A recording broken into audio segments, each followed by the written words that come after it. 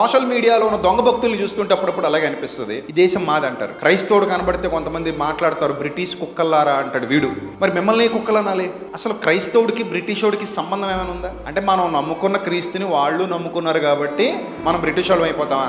అంటే ఇప్పుడు ఎవడైనా దొంగ మీ దేవుణ్ణి నమ్ముకుంటే నువ్వు దొంగ అయిపోతావా? ఒక రేపిస్ట్ మీ దేవుణ్ణి నమ్ముకుంటే నువ్వు రేపిస్ట్ అయిపోతావా? ఒక ఉగ్రవాది మీ దేవుణ్ణి నమ్ముకున్నాడని మీరు అందరూ ఉగ్రవాదులు అయిపోతారా? అలానే బ్రిటిష్ వాళ్ళు అందరూ చెడ్డోళ్ళేనా?